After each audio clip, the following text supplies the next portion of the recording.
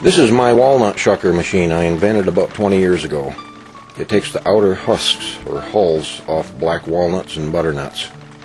You put the nuts in the top, and the husks are spun off between a rotating wheel and a flat board. It throws everything into a catching container below. You can throw the nuts in a few at a time, or you can dump them in from a pail. It will remove the hulls from a bushel of walnuts in less than a minute. The gap between the board and the wheel is smaller than the diameter of the nut shell, and when the nuts pass under the wheel, it rolls the nut out of the husk and fires it into the container below. I basically built a framework out of walmanized 2x4s and mounted an inclined bottom board that I made from an old butcher block.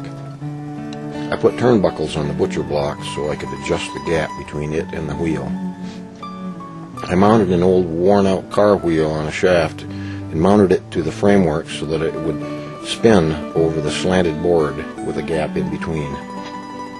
I put turnbuckles on both sides so I could keep the gap even with the face of the wheel.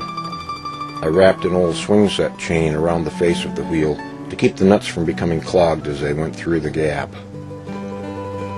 I put an extension chute on the bottom so the nuts and hulls would be caught in the container. I usually add a backstop.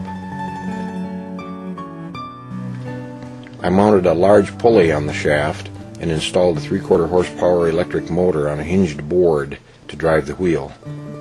The hinge serves as a belt tightener.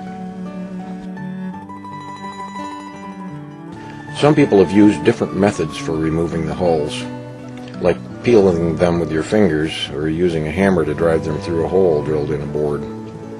Some people have put them in the driveway and drive over them with a car, but those methods are slow and difficult.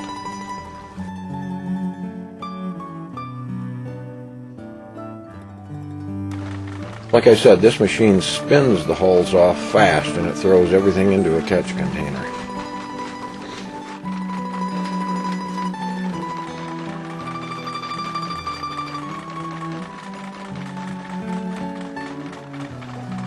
The nuts are free from the hulls, but they're all mixed together.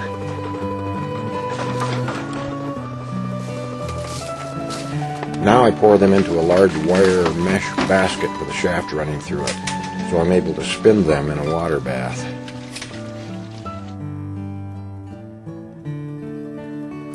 I made this framework out of 2x8 womanized boards. I mounted a powerful gear motor to the basket. The shaft has a large drive nut on one end to connect and disconnect quickly from the socket to the motor shaft. The loose husks from the nuts break up as they tumble and fall through the openings in the mesh. The mesh is sized to keep the nuts in the basket but lets the husk fragments and pulp fall through. After 15 minutes they sound different. There is no pulp left in the basket.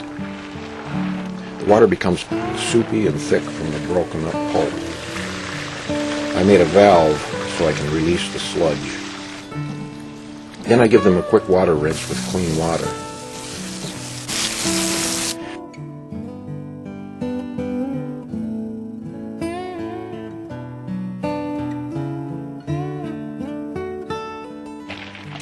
I then dump them out onto the cement basketball court to dry. I spread them out so they will dry faster.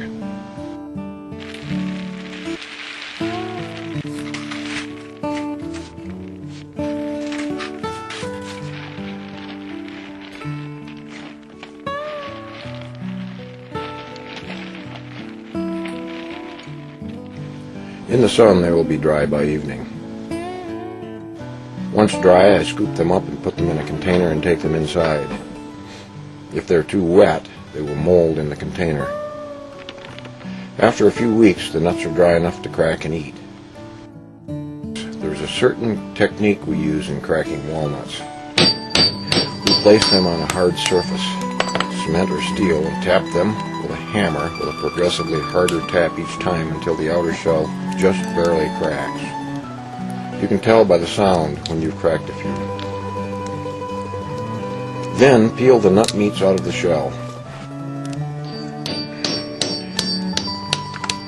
If the nuts are allowed to become too dry, They shatter into smaller pieces, and it takes more work to get all of the nut meats.